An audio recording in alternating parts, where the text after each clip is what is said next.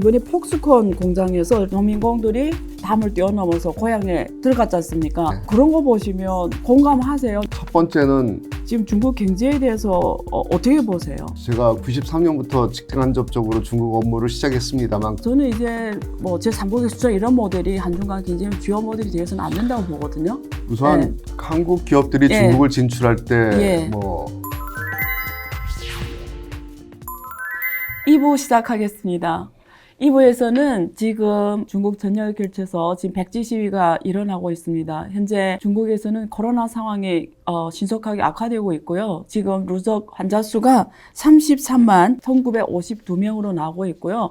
사망자 수는 5,233명으로 나오고 있습니다. 현재 중국 정부는 굉장히 어려운 상황에 처해 있고요. 만약에 제로 코로나 정책을 중국 정부가 완화했을 때는 현재 통계로 나오는 수치는 150만 명에서 200만 명까지 숨질 수 있다라는 지금 예측 데이터가 나오고 있습니다. 이런 입장에 있는 중국 정부는 앞으로 이러지도 못하고 저러지도 못하는 굉장히 난처한 상황에 처했습니다. 어쨌든 간에 중국 현지에는 우리 한국 기업들과 교민들이 굉장히 많습니다. 앞으로 제로 코로나 정책이 어떻게 되냐에 따라서 한국 기업들이 중국 현지 운영과 그리고 교민들 생활에 엄청난 큰 영향을 미칠 것으로 예상이 되면서 오늘 이쪽으로 굉장히 잘 알고 계시고요. 또 지금 15년간 중국 현지에서 비즈니스를 해오신 임경택 전 상무님을 모셨습니다. 안녕하세요. 네, 안녕하세요. 네, 반갑습니다. 중국에서 지금 한 15년간 계셨잖아요. 네. 최초 어느 년도에 가셨나요? 중국 현지에는? 처음 네. 중국을 제가 간 거는 네. 이제 우리나라하고 중국이 한중 수교를 네. 한 게 1992년 하반기로 알고 있는데요. 저는 네. 1993년 초부터 중국을 다니기 시작했습니다. 그래서 네. 그때부터 해서 중국 업무를 직간접적으로 쭉 했고요. 구체적으로 2008년 하반기부터 강소성 난징에서 근무를 난징에서, 시작을 해서 네. 그다음에 베이징, 그다음에 네. 이제 사천성에 있는 청두까지 해서 그렇게 근무를 했고, 또한 난징에 근무할 때는 동부 지역에 대한 업무를 전체적으로 관장을 하는 바람에 산동성, 산동성도. 장수성, 네. 상해, 아, 절강성, 복건성까지 담당을 해서 거의 뭐 하루도 빠지지 않고 전국을 돌아다녔습니다. 중국 거의 전역을 다 다니셨네요. 뭐 덕분에 예. 회사 덕분에 그렇게 된 것 사실 같습니다. 중국 사람들은 땅덩어리가 되게 큰 나라에 살지만 중국 전역을 다 가본 사람이 거의 많지가 않거든요. 네. 저 같은 경우에도 주로 동부 지역에만 있었지 네. 서부 지역은 거의 가본 적이 없습니다. 그러다가 제가 성균관대에 와서 중국 대학원에 있으면서 1대1로 프로젝트가 있거든요. 네. 그래서 학생들을 데리고 중국 서부 지역을 이렇게 경험하는 이런 프로젝트를 매년에 한 번씩 한 적이 있어요. 이제 코로나 이전까지. 근데 내가 중국에서 이렇게 오래 살았는데 중국 서부를 하나도 모르고 있었더라고요. 그래서 아마 중국 현지 분들보다 아마 중국 전역에 대해서 훨씬 더 지금 많이 이해하고 계실 것 같아요. 그러면 그냥 이건 뭐 편하게 하는 방송이니까요. 예, 중국에 다니실 관광 이렇게 뭐 보셨던 경치나 이런 게 있을 거 아니에요. 뭐 이건 정말 뭐 우리 한국 분들이 오셔서 보면 좋겠다. 이렇게 가장 인상 깊었던 경치가 있습니까? 뭐 백두산, 장백산이라고 말하죠. 백두산 가보셨군요. 예, 갔을 예, 때가 인상 깊었고, 또 하나는 네. 저기 사천 쪽, 네. 임남 쪽에 있는 구체구, 뭐 이런데. 거기를 그다음에 가보셨구나. 거기 저는 못 가봤습니다. 서안의 네. 빅마용도 상당히 빅마용, 그렇죠. 인상적이었습니다. 네. 예. 그러면 지금 현지에서 백지 시위가 지금 일어나는 걸 아마 보셨을 것 같은데 네. 현지에서 살면 중국인들이 정서라든지 중국인들의 성격이라고 할 특징상 사실 시위를 잘 하지 않잖아요. 어떻게 보면 뭐 통제도 있고 이런데 방역 정책에 많은 국민들이 지금 일어나서 백지 시위를 하고 있다. 이 소식을 딱 들었을 때 어떤 느낌이 드셨나요? 첫인상은 제가 들었을 때는 네. 많이 지쳤구나. 아, 이제 지치는 것도 당연하지 않느냐라는 네. 그런 생각을 많이 했습니다. 지금 네. 이미 3년 차째 들어가고 있으니까. 그렇죠. 예. 근데 이제 저희도 사실은 뭐 초기에 굉장히 방역 관리를 뭐 타이트하게 한다고 그랬지만, 저도 이제 그 코비드-19 시절에 반 이상을 1년 반 이상을 중국에 있다가 계셨잖아요. 그래서 예. 뭐 한 1년 전에 왔기 때문에 많은 기간을 같이 써봤는데, 네. 어떻게 우리가 하나요? 뭐 네. 지역마다 지방 정부마다 네. 시마다 네. 정책이 다 내려오면 거기 정책에 준해서 다 움직이는데 네. 상당히 일사불란합니다. 그래서 외부를 마음대로 나갈 수 있다거나 아니면은 뭐 어떤 뭐 공식적이지 않은 통로를 통해서 뭘 할 수 있다던가 그런 걸 기대할 수 없습니다. 그래서 이제는 3년 차가 많이 지나가고 있고 3년이 다 되어 가고 있는 상황에서는 아마 봉쇄에 대한 그 두려움 내지는 지쳤다라는 걸 이제 제가 처음 첫인상으로 느꼈습니다. 그러니까 그 중국에서 자동차 제조업체에 오래 계셨잖아요. 그러면 저는 왜 중국인들 같은 경우에는 보통 이런 정부에서 뭐 제로 코로나 좀 집에 있어라. 이제는 못 나온다 이러면 중국인의 특성상 제가 느끼는 특성상 보통 어떤 느낌을 받냐면 아 이건 정부가 필요해서 하겠구나 이렇게 그래서 이거는 나라를 위해서 좀 협조를 해줘야 되겠다. 이게 공산당 정부가 이렇게 할 때는 다 우리 중국에서 러바이싱이라고 하잖아요. 국민들을 좋아하라고 어떤 건강을 위해서 혹은 문제 해결하려고 하는 차원에서 신뢰가 굉장히 높기 때문에 당연히 그걸 당연한 듯이 받아들이잖아요. 중국 국민들은. 근데 외국인이시잖아요. 어쨌든 중국에서는. 그러니까 외국인들은 제가 듣기로는 자유와 민주, 인권 이런 데서 이렇게 성장한 외국인들이니까 만약에 그 상황에 맞닥뜨릴 때 못 나온다, 아파트 밖을 못 나온다, 혹은 계속 집에만 있어라를 한 달 동안 봉쇄하고 이러면 당시에 어떤 느낌 받으셨나요? 그 20년도 1월, 2월 달부터 시작된 코비드-19의 상황이 네. 그 당시는 이제 2월 달까지는 중국만 발생하는 걸로 돼 엄청 있었고 심각했죠. 네. 3월 이후부터는 이제 한국도, 전 세계적으로 예. 이제 퍼져나가기 시작했는데 네. 처음에는 이게 뭐지? 그러면서 이제 무서워서 네. 시키는 대로 해야겠다라고 생각을 하는 게 당연했다고 생각을 하고요. 몇 달 지나면서 보니까 이게 글로벌 팬데믹이 되니까 이거는 나가면 안 되겠구나. 진짜 이런 생각을 하게 돼서 초기에는 뭐 저희도 자연스럽게 자연스럽게 거죠. 받아들일 수밖에 없고 그리고 먼저 나가라고 그래도 이거 나가서 누굴 만나야 되는지에 대한 부담도 있고 그렇죠. 뭐 문연대도 없으니까. 그렇죠. 근데 최근에 뭐 제가 말씀드리기가 이제 갑자기 시대를 뛰어넘는 것 네. 같은데 하북성 석가장에서 네. 그 조치를 완화해가지고 나가라고 그랬더니 다들 안 나가고 집안에 맞아요. 있었던 것처럼 네. 아마 초기에는 저희 다 뭐 음. 현지 주민이나 이민이나 무슨 뭐 별반 큰 차이는 없었는데 이게 이제 장기화되면서부터 네. 특히 올해 들어오면서부터는 저희는 이제 외국인은 외국하고 자기 모국이라든가 본국이라든가 다른 나라하고 커뮤니케이션이 네. 되니까 정보가 있으니까. 상황을 비교하게 되지 않습니까? 비교를 하면 이게 좀 차이가 많이 난다.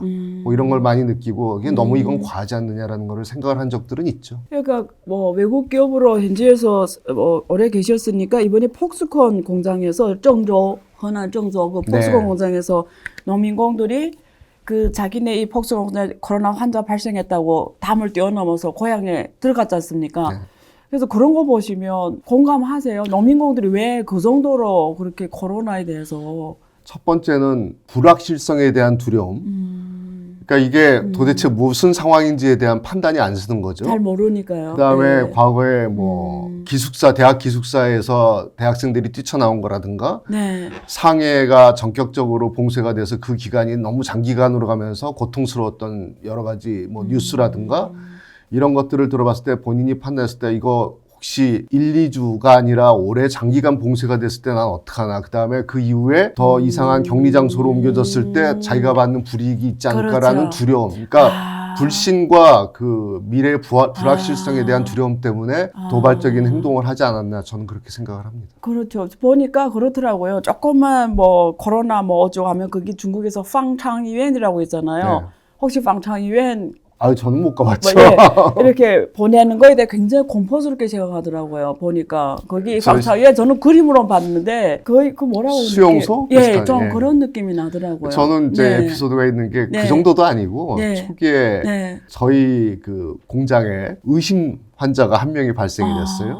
근데 그 친구가 기숙사에서 네. 발생을 해서 기숙사를 한 일주일 정도, 그 당시는 일주일은 기본적으로 해야 되는 거니까 그렇죠. 정부 지침이기도 네. 했으니까 저희는 이제 식료품하고 음료 뭐 이런 것들을 다 과일 이런 것들을 제공을 다 했습니다. 네. 그럼에도 불구하고 일주일을 있다가 직원들이 나왔는데 끝나고 나중에 후일담으로 농담을 했는데 마치 감옥에 들어와 있는 것 같았다.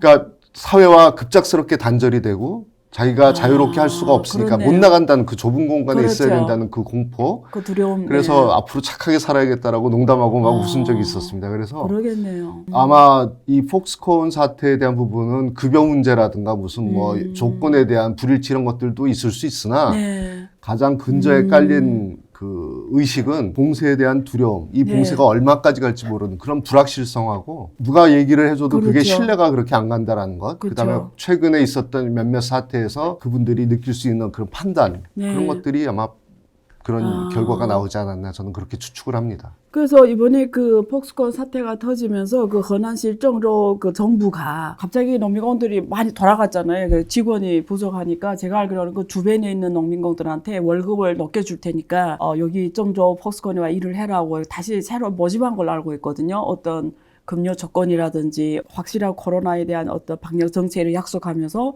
현지에 다시 들어와서 새로운 분들이 오셔서 일을 좀 하게끔 한 걸로 알고 있는데, 근데 실제 새로 온 농민공들한테 약속했던 그 조건이 만족이 안 시킨 걸로 알고 있어요. 그러니까 해주겠다 놓고 월급도 올려주지 않았고 또 기존 직원들하고 분리시켜서 거주하게 하는데 실제는 같이 있게 하고 이래서 엄청나게 그 사태가 터지더라고요. 경비하고 막 몸싸움도 일어나고 그래서 엄청나게 문제가 더 커진 것 같은데, 지금 외국 기업에 현지에 들어간 외국 기업의 입장에서 이 문제를 들여다보면 제일 중요한 거는 노동 고용의 안정성인 것 같아요. 이 사태가 뭐 하루 이틀 떨어지면 뭐 좀 기다려 보겠지만 어쨌든 이게 전역에 지금 퍼지면서 현지에 있는 외국 기업 노동 고용의 안정성 문제가 있을 것 같은데 어떻게 보세요? 일단 기업에 대한 그 기업을 운영하는 데 있어서 그 지방 정부, 뭐 시정부라든가 뭐 지방 정부, 성정부 같은 데서 주요 관심 사항으로 관리를 많이 합니다. 기존에 있는 직원들이 발병을 해서 그렇게 된 상황에 대해서는 저는 뭐 직원들하고의 그간에 이제 서로 소통이 있었기 때문에 그다음에 그 기존에 매뉴얼이 있어서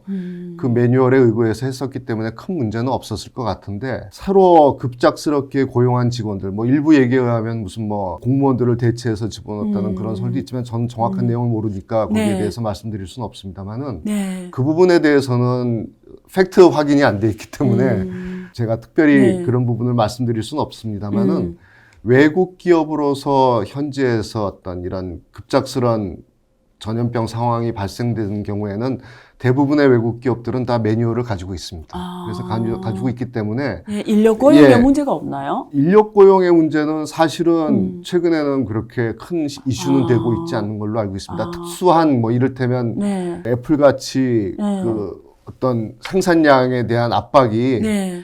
전 세계로 영향을 끼치는 그런 아주 초미의 관심사가 되는 지역이 아니고서는 뭐 사실 중국에 있는 많은 기업들이 빠공해가지고 못하는 건 없지만 지방 정부가 후공을 못하게 해서 네. 뭐 벌어지는 일들 네. 뭐 그런 것들은 많이 있기 때문에 노동과 인력 고용에 관한 부분은 탄력적으로 운영할 수 있는 뭐 그런 조건이 형성돼 있다고 봅니다. 저는 그걸 되게 걱정했거든요. 그러니까 코로나 터지면서 사실 이게 농민공들이 두려워서 고향 돌아가는 사람들도 있고, 아니면 현지에서 코로나 환자 발생해서 또 격리돼야 되니까 또 고용 안정성이 위협받는다고 생각했는데, 지금 현재는 이런 노동 고용의 안정성 뭐 위협은 크지 않은 걸로 이해해도 되는 거죠. 각 기업마다 상황이 다 다를 것이고 그다음에 또 특히 교수님 잘 아시겠지만 네, 중국은 네. 지역별로 차이가 많지 않습니까? 네, 그래서 그렇죠.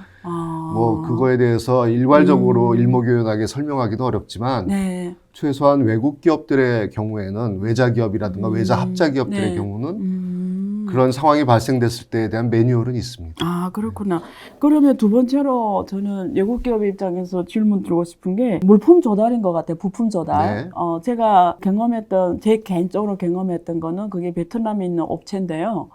중국에서 그 다이스 그거 수입을 하기로 돼 있었는데, 정상이면 한 뭐 2주, 길어서 3주면 들어오거든요, 그게. 근데 몇 개월 동안 못 들어왔거든요. 지금 최근에 들어왔다고 그랬어요. 이미 몇 개월 지났는데 이제 들어온다고 들었는데, 중국 현지에 있는 이런 외국 기업들이 이런 조달 문제, 이런 문제에서는 혹시 문제점 같은 게 있을까요? 사실 네. 그 코비드-19 상황에서 네. 제일 저희가 네. 관심 있게 봐야 되고 유념해야 될 부분 중에 하나가 바로 말씀하신 네. 물류입니다. 그렇죠. 조달, 공급, 네. 네. 부품 공급의 네. 문제인데 네. 물론 그보다 더 중요한 거는 한국 직원이나 중국 직원의 안전, 건강 안전, 그다음에 가족까지. 왜냐면 그렇죠. 이거는 전염병이기 때문에 그렇죠. 가족까지 다 이렇게 신변에 대한 안전과 건강을 신경 네. 쓰는 게 제일 중요하고요. 두 번째는 전방 부품하고 후방 부품, 그러니까 부품 공급의 문제, 내지는 물류의 문제, 이런 것들이 가장 심각했습니다. 사실 실제로 초기에 이제 호북성에서 그게 가장 심각했었기 때문에 그 호북성이 아시다시피 전자산업이라든가 맞습니다. 자동차 부품 예. 산업이라든가 그 어떻게 보면 중국의 가장 그 제조업에서 그렇죠. 핵심이 되는 부품 산업이 많이 네. 있는 지역인데 네. 그 지역에서 봉쇄가 전면적으로 벌어지기 시작을 하니까 네. 서비스업이 아닌 제조업에 관련된 부분은 많은 부분들이 거기에서 영향을 받았습니다. 20년도 초기에 전염병 상황에서 가장 애로를 많이 겪었던 것들이 네. 이런 물류와 부품 공급의 부분이었습니다. 그래서 뭐 우스갯소리로 당시에 공장 생산을 재가동하라고 해도 가동을 할 수가 없다. 네. 부품이 없어서. 그 다음에 또 무서운 거는 중국은 뭐 워낙 장거리 운송을 하고 대량 운송을 그렇죠. 하는 시장이다 보니까 네. 트러킹에 대한 부분이 상상을 초월할 정도로 제한이 돼 있어서 그게 제일 어려웠고요. 지금도 그 중국 전역에서 가장 치명적으로 영향을 받는 부분이 물론 뭐 산업 수요에 대한 뭐 다운이라든가 뭐 경기 문제 이런 네. 것도 있지만 뭐 네. 이런 산업 분야에서 제일 중요한 건 물류입니다. 그래서 많은 기업 중에 일부 기업들이 예를 들어서 저희 2급 2차 벤더가 3차 벤더가 예. 코로나로 인해서 직장 출근이 불가능하다. 그렇죠. 그렇게 되면 이제 그 생산이 안 되는 영향과 설령 있는 재고를 이동을 시키려도 그 지역이 전체가 봉쇄가 돼버리기 때문에 차가 못 들어갑니다, 트럭이. 그리고 들어간 트럭은 못 나오고 뭐 이런 여러 가지 어려움이 있어서 건강 안전 문제 이외에 두 번째 가장 중요한 이슈가 바로 부품 공급과 물류의 문제였습니다. 그러면 거기 그때 3년 중에 지금 코로나 3년 겪고 있는데 1년 반 거기 현장에 계셨잖아요. 네. 이것 때문에 멈춘 적이 있나요? 저희는 네. 그 네. 부품 공급선을 다변화를 해놓고 아. 그 대처를 했기 때문에 해지를 예, 잘했네요. 그렇게 네. 해서 어느 지역에 문제가 생기면 네. 빨리 다른 지역으로 돌리고 또 사전에 이제 그러셨구나. 부품의 가지수가 너무 많으면 이제 공급선이 다변화되면 관리도 어렵기 때문에 그거를 계속적으로 해와서 그 호북성에서 부품 공급이 안 되면 다른 지역에 있는 유사 부품 내지는 2차 그러니까 이원화되어 있는 부품 회사 중에 나머지 한 회사의 부품을 좀 더 납기를 땡겨서 공급받고 그렇게 해서 큰 문제는 없었습니다. 어쨌든 92년, 93년부터 중국 현지 비즈니스 업무를 시작하셨고 지금 지금 주년이 지났고 우리가 앞뒤로 지금 30년이라는 어떤 중국의 이 발전을 다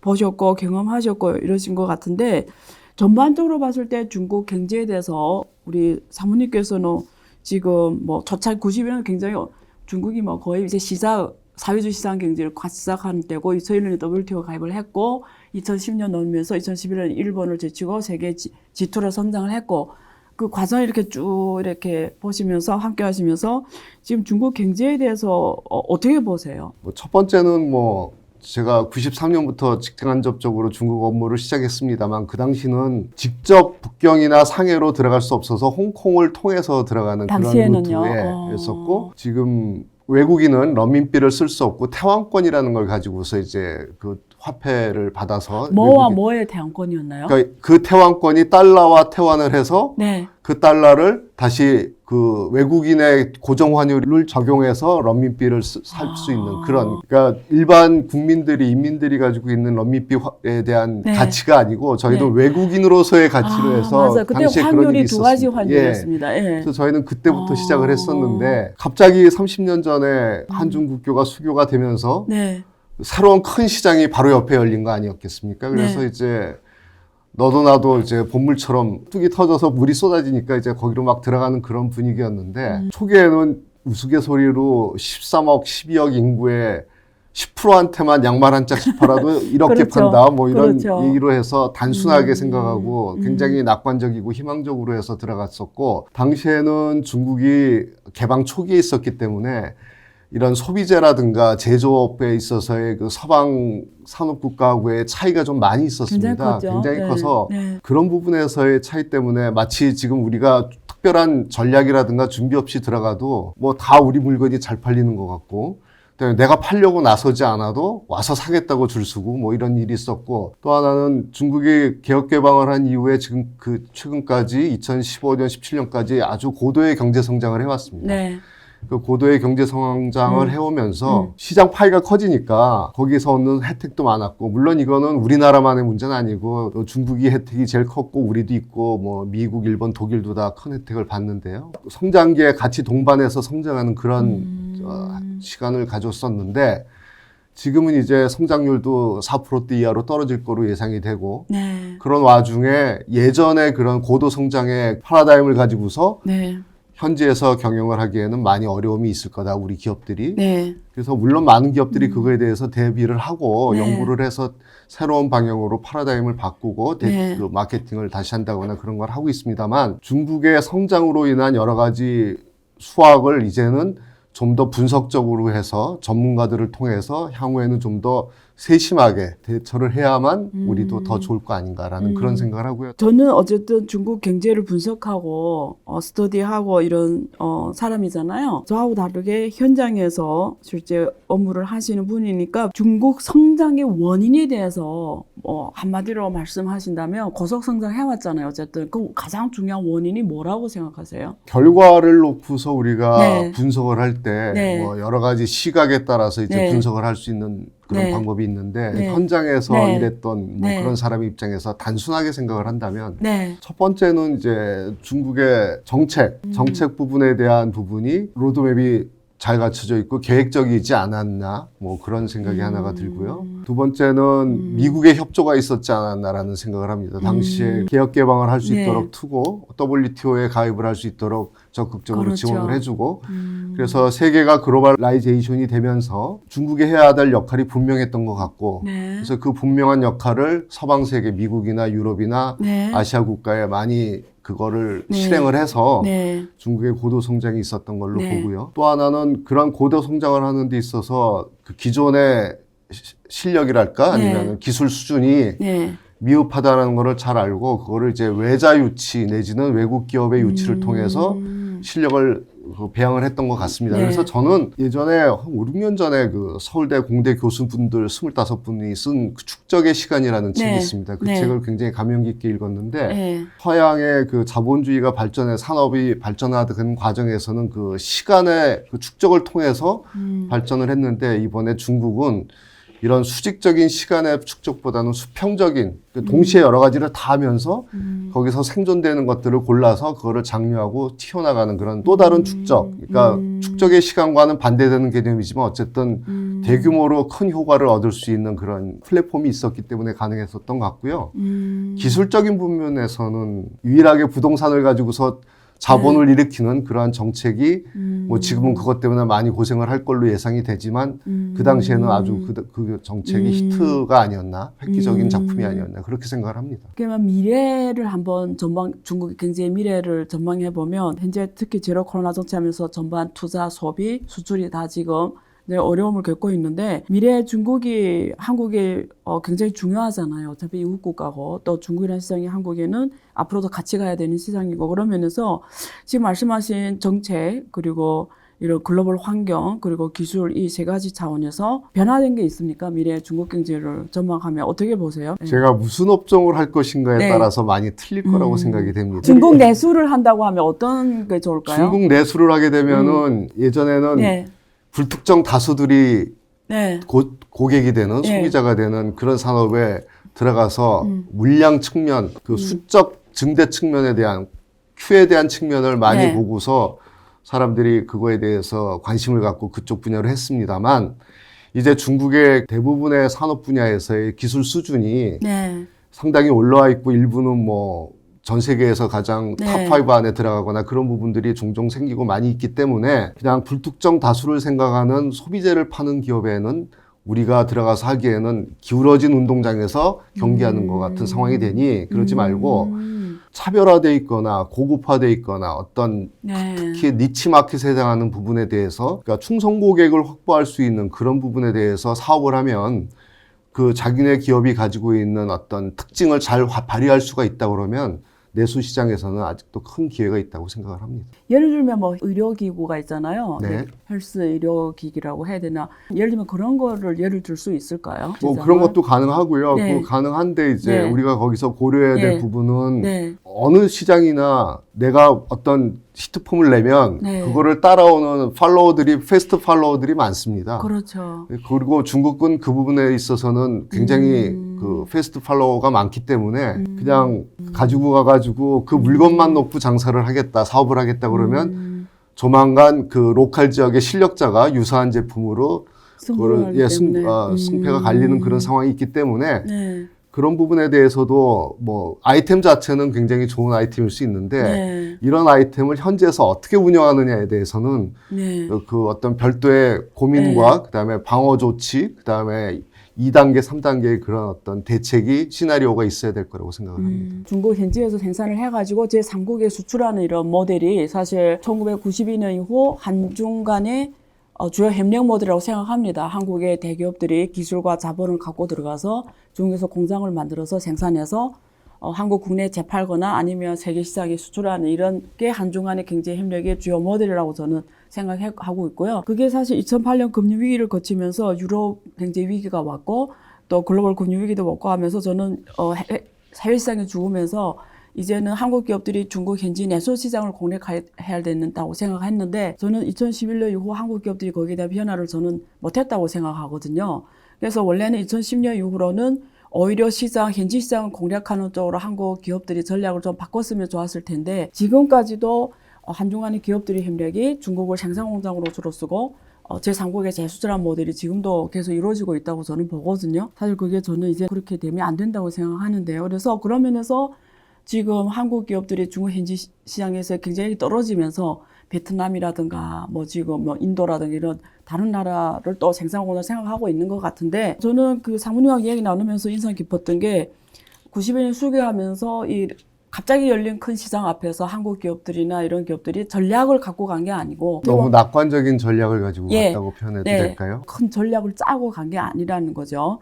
그런 면에서 어떻게 보세요? 저는 이제 제3국의 수출 이런 모델이 한중 간 굉장히 주요 모델이 되어서는 안 된다고 보거든요. 우선 한국 기업들이 중국을 진출할 때 주먹구구식으로 들어간 건 절대 아닙니다. 절대 아니고 나름대로 중장기 계획을 다 가지고 들어갔습니다. 들어가서 거기에 맞춰서 특히 이제 대규모 공장을 짓는다든가 큰 규모의 투자를 할 경우에는 한국 기업들은 그 투자를 내부 비준하는 데 있어서도 절차가 굉장히 복잡하고 그렇게 간단한 예산 일이 아닙니다. 그래서 그렇죠. 그런 면밀한 검토 보고 없이 그렇게 가기에는 상당히 어렵고요. 그렇죠.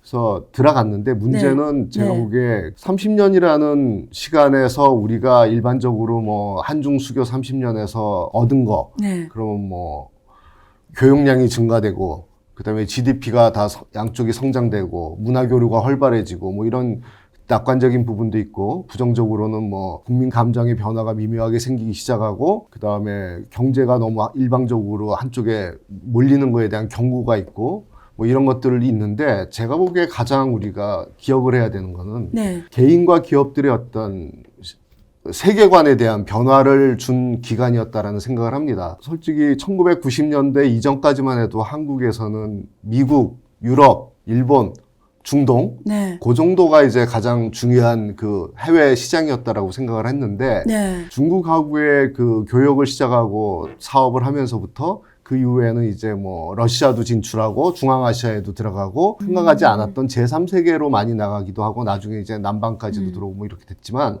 제 소견으로는 개인과 기업의 세계관에서의 어떤 변화가 있었지 않느냐. 그게 가장 큰 수확이었다라고 생각을 합니다. 그래서 현지에 들어가 있는 것들을 우리가 제3국으로 수출을 한다거나 아니면 중국 현지 시장을 놓고 본다거나 다 가능하다고 생각을 합니다. 그런 과정에서 우리가 관과했었던 것들이 하나 있었던 거라고 생각하는 게 지금 앞서 말씀드렸던 미국이나 일본이나 유럽, 중동은 좀 특수하지만 그런 시장들은 자본주의 시장이었습니다. 그런데 중국 시장과 그 중앙아시아, 러시아 시장 같은 경우는 사회주의 시장이고 게다가 중국은 사회주의 제한 자본주의 시장인데 그 차이를 우리가 계획을 짤 때 면밀하게 반영을 안 했었다라는 부분들이 있을 것 같고요.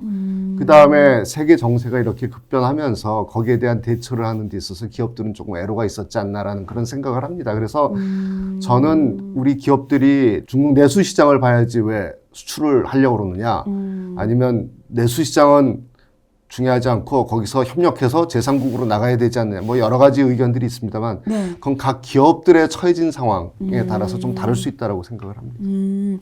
그러면 인재 양성 측면에서는 어떻게 보세요? 되게 중요한 부분이고 우리나라가 제일 잘하는 게 인재들이 많다라는 게 이제 가장 큰 특징인데요. 지역에 대한 특징에서 인재 양성 부분은 제가 이제 좀 세대가 젊은 층이 아니라서 보수적으로 생각을 하는지 모르겠습니다만은 일단 중국에 관련된 인재에서 크게 우리가 관심 가졌던 건 첫 번째는 언어였습니다. 네. 네, 언어. 근데 두 번째는 이제 그쪽 지역에 대한 이해도였는데 이해도에 대한 부분에서 우리가 좀 어려웠던 것들이 영어를 안 쓰고 외국어가 아니고 한글로 번역은 되는데 이 번역된 한글 단어가 저희한테 개념 정의가 그대로 들어오지 않았습니다. 예를 들어서 뭐 집체소조라고 그렇죠. 그러는데 우리말에는 집체소조 그러면 글자는 한글 맞는데 무슨 뜻인지 안 들어오는 것들. 그다음에 뭐 당교라고 그러면 우리나라는 뭐 당에 대한 부분이 그렇게 별로 관심이 없이 그렇죠. 사는 사람들이 대부분인데 그렇죠. 중국은 당교가 합자 사업의 되게 중요하죠. 경우에는 네. 그 기업의 직급 체계도 있지만 그렇죠. 그 안에 있는 공산당의 그 직장에 있는 당의 그 체계가 있고 당교가 있지 않습니까? 그렇죠. 그런 부분들에 대한 이해가 없으니까 거기에서 오는 문화적 차이 뭐 이런 것들로 인해서 많은 뭐 에피소드라든가 오류가 있었는데 이런 부분에 대해서 우리가 사실 우리는 한국에 살면서도 한국의 정치에 관련된 법에 대해서 연구 안 합니다. 그렇죠. 그냥 방송 나오는 거 보고 아는 수준으로 그렇죠. 개인의 그 느낌 가지고 살지만 비즈니스를 하러 나갔기 때문에 그쪽 지역에 대한 부분은 부득이하게라도 공부를 해야 되는데 그런 부분들을 공부하는 사람들은 대부분 젊은 직원들 위주로 공부를 하고 그분들이 이렇게 기한을 해서 보고서를 하면 윗분들은 글로벌한 사업에 대한 마인드를 가지고 결정을 하니까 그분들이 중국화되어 있는 중국 특화되어 있는 부분에 대한 거를 같이 공유를 하면서 결정을 할 수 있었으면 더 좋았겠다. 뭐 그런 부분들도 많이 있었기 때문에 지금 이렇게 많이 네. 여러 가지 부분에서 성과를 거뒀지만 네. 효과적으로 일을 했지만 더 많았으면 그 네. 부분들이 우리가 더 섬세했으면 네. 그러면 아마 더 좋았지 않았을까라는 생각을 합니다. 그 마지막으로 이런 주제를 갖고 얘기하고 끝내고 싶은데요. 그 최근에 한국 언론이나 혹은 서방 언론에서 많이 나오는 게 중국에 들어갔던 외자 기업들이 이제 탈중국한다. 또 미국이 바이든 정부가 굉장히 미래 글로벌 공급망에서 좀 중국을 배제하고 여러 가지 전략을 짜고 있잖아요. 그러면서 지금 외국 기업들이 탈중국화가 이루어지고 있다. 그래서 외국인 투자자들이 중국을 외면한다. 뭐 이런 게 한국 언론하고 서방 언론 많이 나가는 것 같아요. 근데 데이터를 보면 실제 중국의 그 FDI 투자 지속적으로 늘어나고 있거든요. 전반 외국 기업이 중국에 대한 직접 투자, FDI 투자는 계속 늘어나고 있고요. 한국 기업만 봐도 지금 올해 106% FDI, 중국에 대한 FDI 투자가 늘어난 걸로 나오고 있습니다. 그래서 데이터라 보면은 이런 게 잘 안 보이거든요. 외국 기업이 뭐 중국을 떠난다라는 이런 게 좀 닿지 않는데 그렇게 보세요. 외국 기업 중국을 외면하고 있다고 생각하세요? 총론적으로 네. 말씀을 해주시는데 전체 저는 분위기가 이제 어때요? 경론적으로 네. 말씀을 드리는 게 아마 이해하시는데 좀 네. 쉬울 것 같아서 네. 좀 말씀을 드리면 네. 그 FDI 투자 부분에서도 네. 그 투자가 그 총액 기준으로는 투자가 뭐 많이 성장한 걸로 나와 있습니다만 그 안에 세부 항목을 좀 봐야 될 필요가 있고 그렇죠. 또 하나는 산업 분야별로 그렇죠. 어떤 분야가 투자가 늘어나고 어떤 분야는 투자가 줄었는지에 대한 부분을 봐야 될 것 같습니다. 그래서 그 기존의 그 사업에 대한 투자냐 그리고 기존에 대한 사업의 투자도 성장을 더 확대하기 위한 투자냐 아니면 지금 상황이 어려우니까 그거에 대한 구제성 투자냐, 그 다음에 새로운 사업을 하기 위해서 투자하느냐에 대한 그런 어떤 내용 분석을 좀 더 하면 좀 더 그 내역이 명쾌해지지 않을까라는 생각을 하고요. 또 하나는 그 투자는 늘었지만 외국인의 거주는 중거는 확실할 것 같습니다. 인구 예를 들어서 데이터는 줄어들더라고요. 그 예. 2010년도에 예. 뭐 20만 명 넘게 예. 있었던 외국인이 예. 2020년도가 되면서 16만 명 정도로 줄어들었죠. 줄었다라는 예. 거 그런 거는 확실하고 그거는 아마 어떤 정책적인 정치 경제적인 부분도 있었겠지만 제 생각에는 환경적인 부분 미세먼지라든가 그런 뭐 여러 가지 그런 부분도 있었지 않았나라는 생각도 합니다. 그래서 한국 기업을 포함한 외국 기업이 중국에서 투자가 느느냐 주느냐에 대한 부분은 실제로 개별 기업을 하는 사람들한테는 대세의 흐름은 그다지 중요하지 않다고 봅니다. 왜냐하면 이제는 뚝에 물이 터졌다고 그래서 네. 우르르 몰려갔다가 우르르 빠져나오는 거는 별 의미가 없고요. 말씀드린 것처럼 어떤 산업이 늘고 있느냐, 그 다음에 완전히 새로운 회사가 투자하느냐, 기존 회사에 투자를 하는데 이게 성장형 투자냐 아니면 어려우니까 자금 지원을 해주는 투자냐에 대한 어떤 그런 분석이 필요하고 네. 또 하나는 이제는 남이 어떻게 하는 거에 대한 것보다는 내가 이거를 투자를 해서 어떻게 하겠다라는 세부 계획을 가지고 그게 글로벌 현재 새로 구도가 짜여지는 거에서 뭐 나름대로 영향을 악영향을 받지 않고 할 수 있다라고 생각을 하면 가능하다고 생각을 해서 제가 나중에 말씀드리고 싶은 것 중에 하나가 이제 이런 그 판단에서의 기준을 우리가 본질적인 부분들을 봐야 되는데 네. 본질에 대한 부분은 간과를 하고 주변에 일어나는 여러 가지 상황에 대한 단편적 인식을 가지고 결정하려는 그렇죠. 부분들이 상당히 우리한테 어떤 결정에 오류를 주지 않나라는 그런 생각을 합니다. 그래서 네. 저는 이런 부분들은 투자는 대세의 흐름이 중요하지만 내가 하고자 하는 사업, 그 다음에 그런 것들이 과연 이러한 글로벌 환경과 중국의 상황 속에서도 투자가 필요하고, 그 다음에 뭐 10년 후, 20년 후에 어차피 옆에 있는 나라니까, 그 다음에 경제 대국으로 뭐 꼽히는 나라니까 무시할 수 없다라고, 나 하기 싫다라고 생각하지 말고 그런 어떤 냉철한 이성적 판단을 가지고서 투자를 해야 하는 게 맞다고 생각을 합니다. 너무 좋은 말씀인 것 같아요. 일단 뭐 시간이 다 됐으니까 제가 다음번에 한 번 더 모시고 싶은데요. 이유는 이제 마지막 부분 내용을 좀 디테일하게 다루어 봤으면 좋겠거든요. 말씀하신 대로 어떤 단편적인 결론이나 이런 거 가지고 할 수 있는 부분들이 아니잖아요. 중국 시장에. 그리고 지난번에 여기 청와대 경제수석이 유럽에 가서 이제 중국에서 돈 버는 시대는 끝났다. 이제 유럽에서 뭐 유럽하고 같이 가야 된다. 뭐 이런 이야기를 했지. 좀 중국에 대해서 너무 단편적으로 결론을 내리고 접근하는 것 같아요. 그래서 마지막에 말씀하신 그 부분이 인상이 너무 깊은데요. 다음에는 조금 더 편하게, 좀 더 디테일하게, 좀 더 솔직하게 얘기 나눴으면 좋겠어요. 그래서 저는 이해를 하거든요. 왜 그렇게 하시는지. 저도 많이 솔직했습니다. 네. 그래서 다음에는 조금 더 편하게 이야기 나눴으면 좋겠고요. 오늘 임계태 사모님을 모시고 중국 현지에서 코로나 상황이 지금 어떤 상황인지, 그리고 앞으로 어떻게 전개가 되고, 또 중국과 그동안 한국과의 경제 협력, 그리고 우리 기업들이 현지에서 어떻게 해왔고, 또 앞으로 어떻게 했으면 좋겠다는 이런 주제를 갖고 자세히 이야기를 나눠봤습니다. 오늘은 뭐 크게 방향성적 이야기만 나눴지만, 앞으로 제가 자주 모시고 우리 사모님 같이 중국 현지에 들어간 우리 기업들이 앞으로 미래 시대에 맞춰서 어떤 전략을 더 구사해야 되는지 다음번 시간에 제가 자세히 이야기 나눠보도록 하고요. 오늘은 이 정도로 정리해 드리겠습니다. 감사합니다. 감사합니다. 사모님. 네. 시청자 여러분, 지금 한 2개월 넘게 안녕하쇼 계속 진행되고 있는데요. 그동안 여러 가지 주제를 많이 나누었고, 여러분들도 계속 관심 있게 많이 시청해 주셔서 감사합니다. 앞으로는 좀 더 미래성적인 주제를 가지고 좀 더 쉽게 계속 노력하면서 방송을 만들어 보도록 하겠습니다. 감사합니다.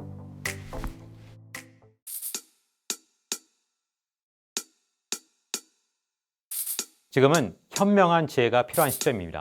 딱 10분만 투자하세요.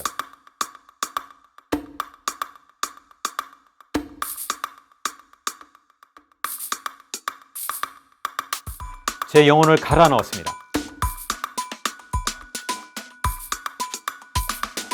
다음이 뭔지 궁금하지 않으세요? 이제는 더 이상 늦출 수가 없습니다.